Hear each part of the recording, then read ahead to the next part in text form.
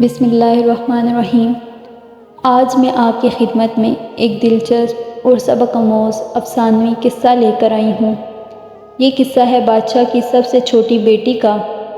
چھوٹی بیٹی اپنے باپ کا گھر کیوں چھوڑ کر چلی گئی اور کس طرح اس کی ایک شہزادے سے شادی ہو گئی، یہ جاننے کے لیے ویڈیو کو آخر تک ضرور دیکھیں۔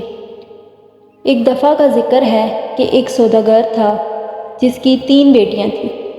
اس کی تینوں بیٹیاں بے حد خوبصورت تھیں، لیکن چھوٹی والی سب سے زیادہ خوبصورت تھی۔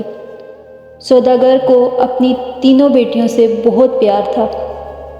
وہ اس بات سے ڈرتا تھا کہ کہیں اسے کوئی چھوڑ کر نہ چلی جائے۔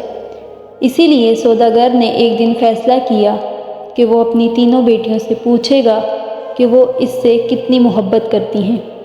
وہ یہی سوچ کر اپنی سب سے بڑی بیٹی کے پاس گیا اور پوچھا، بیٹی تم مجھ سے کتنی محبت کرتی ہو؟ بڑی بیٹی نے جواب دیا، بابا جان میں آپ سے اپنی جان سے بھی زیادہ محبت کرتی ہوں۔ باپ یہ سن کر بے حد خوش ہوا اور اپنی بیٹی کو ایک قیمتی سونے کی مالا دی۔ پھر وہ اپنی دوسری بیٹی کے پاس گیا اور اس سے بھی وہی سوال پوچھا کہ بیٹی تم مجھ سے کتنی محبت کرتی ہو؟ دوسری بیٹی نے جواب دیا، بابا میں آپ کو اس پوری دنیا میں سب سے زیادہ چاہتی ہوں۔ باپ بیٹی کی بات سن کر بہت خوش ہوا اور اس کو بہت ساری سونے کی اشرفیاں دی۔ اب سوداگر اپنی سب سے چھوٹی بیٹی کے پاس گیا، بیٹی تم مجھ سے کتنی محبت کرتی ہو؟ سب سے چھوٹی بیٹی نے جواب دیا کہ نمک کے برابر۔ بیٹی کا جواب سن کر باپ کو بہت غصہ آ گیا کہ نمک تو انتہائی سستی اور معمولی چیز ہے، یہ مجھ سے صرف اتنا پیار کرتی ہے۔ پھر سوداگر نے اسے بہت ڈانٹا اور غصے میں یہ بھی کہہ دیا کہ مجھے پتہ ہے کہ تم ایک دن مجھے چھوڑ کر چلی جاؤ گی، اس لیے بہتر ہے کہ تم ابھی ہی مجھے چھوڑ کر چلی جاؤ۔ باپ کی بات بیٹی کے دل پر جا لگی اور وہ کسی کو بھی بتائے بغیر گھر سے نکل گئی۔ وہ لڑکی ایک ایسی جگہ سے گزر رہی تھی جہاں بہت سی گھاس اگی ہوئی تھی۔ لڑکی اپنے لباس کے اوپر ہی ایک اور گھاس کا لباس بنا کر پہن لیتی ہے تاکہ پہچانی نہ جا سکے۔ اس کے بعد وہ بادشاہ کے محل کے پاس جا کر رک گئی اور کہنے لگی کہ مجھے کام کی ضرورت ہے، کیا تم مجھے کام پر رکھ لو گے؟ مجھے سب کام آتا ہے بی بی۔ نہیں، ہم ایسے کسی کو کام پر نہیں رکھ لیتے، جاؤ یہاں سے۔ لڑکی اداس ہوئی لیکن پھر بھی اصرار کرنے لگی، مجھے کام کی بہت ضرورت ہے، میرے لائق کوئی تو کام ہوگا نا محل میں۔ اس سے پہلے سپاہی انکار کرتا ایک باورچی اس کے پاس آ کر کھڑا ہو گیا۔ اس نے شاید لڑکی کی بات سن لی تھی، اسے لڑکی پر بہت ترس آیا، اس لیے اس نے لڑکی کو اپنے ساتھ رکھ لیا۔ باورچی نے اسے سارے کام سمجھائے اور اسے اس کے سونے کی جگہ بھی بتا دی۔ جہاں اور بھی عورتیں تھیں، کسی کو بھی اس کا نام تو نہیں معلوم تھا، تو اس کا گھاس والا لباس دیکھ کر سب نے اس کا نام کھسیاری رکھ دیا۔ اگلے دن محل میں ہلچل مچی کہ بادشاہ ایک بہت بڑی تقریب کا انعقاد کر رہے ہیں، اس میں ہر کوئی شریک ہو سکتا ہے۔ تمام ملازم عورتیں اپنے آپ کو سنوارنے لگی۔ جب تقریب کا دن آیا تو کھسیاری نے جانے سے انکار کر دیا اور کہا کہ اس کی طبیعت ٹھیک نہیں ہے۔ پھر سب اسے آرام کا کہہ کر چلے گئے۔ کچھ ہی دیر کے بعد کھسیاری اٹھی، اپنے گھاس والا لباس اتارا اور ایک خوبصورت سی پوشاک پہنی جو وہ اپنے ساتھ لائی تھی، اور پھر وہ اس تقریب میں چلی گئی۔ وہ اتنی حسین لگ رہی تھی کہ وہاں تمام لوگوں کی نظریں اس پر اٹھ رہی تھیں۔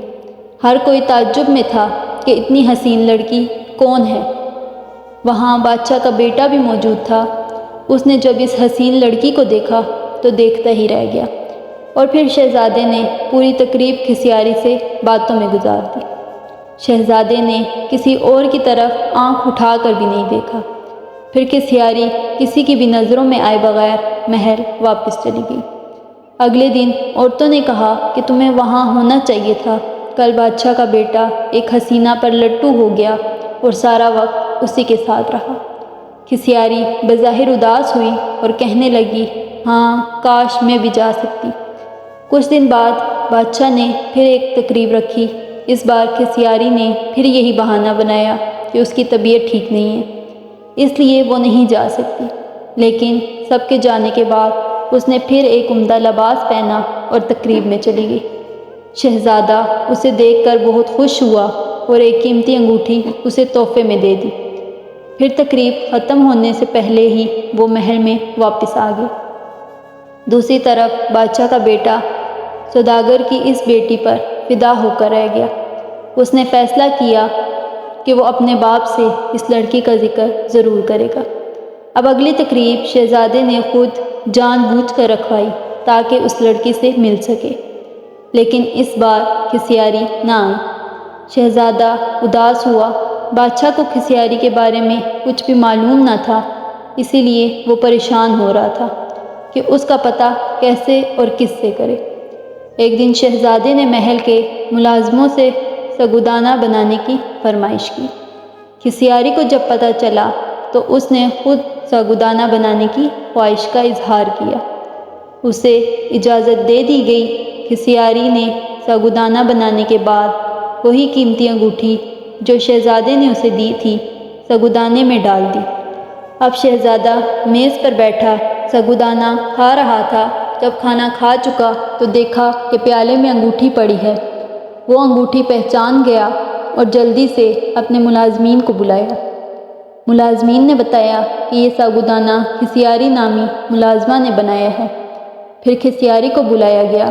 شہزادہ کھسیاری کو پہچان نہ سکا، لیکن جب کھسیاری نے بولنا شروع کیا تو شہزادے کو اس کی آواز سن کر یقین ہو گیا کہ یہ وہی لڑکی ہے جو اسے تقریب میں ملی تھی۔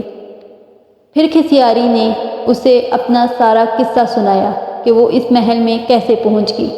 شہزادے نے کھسیاری کا بادشاہ کو بتایا اور ان دونوں کی شادی کر دی گئی۔ شادی کے بعد ایک بہت بڑی تقریب رکھی گئی جس میں تمام بڑے بڑے سوداگروں کو بلایا گیا۔ کھسیاری کے بابا بھی اس تقریب میں موجود تھے۔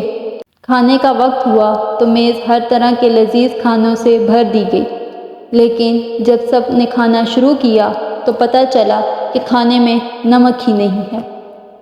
کھسیاری کے بابا نے بادشاہ کو مخاطب کر کے کہا کہ اس میں تو نمک ہی نہیں ہے۔ بادشاہ ہلکا سا ہنسا اور کہنے لگا، کیا ہوا؟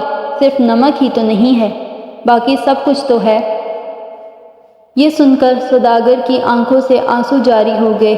بادشاہ نے اسے تعجب سے دیکھا اور پوچھا، جناب آپ رونے کیوں لگ گئے؟ وہ کہنے لگا، آج میں اپنی بیٹی کی بات سمجھ گیا ہوں کہ کھانے میں نمک نہ ہو تو چیز بد ذائقہ ہو جاتی ہے، چاہے اس میں کتنی ہی قیمتی مسالہ جات پڑے ہوں، لیکن نمک کے بغیر کھانا کچھ بھی نہیں۔ پھر سوداگر نے اپنا قصہ بادشاہ کو سنایا اور کہا کہ میری بیٹی مجھ سے ناراض ہو کر چلی گئی ہے۔ میں نے اسے بہت ڈھونڈا لیکن وہ نہیں ملی۔ میں اس کی طرف سے بہت پریشان رہتا ہوں۔ سوداگر نے بادشاہ کو اپنی بیٹی کا حلیہ بتایا تو بادشاہ نے کھسیاری کو بلوایا اور اپنی بیٹی کو صحیح سلامت دیکھ کر باپ کی خوشی کا ٹھکانہ نہ رہا۔ سوداگر نے اپنی بیٹی کو گلے لگایا اور اس سے معافی مانگی۔ اگر آپ کو ویڈیو پسند آئی ہے تو ویڈیو کو لائک ضرور کیجیے گا اور چینل کو ضرور سبسکرائب کیجیے گا۔ جزاک اللہ۔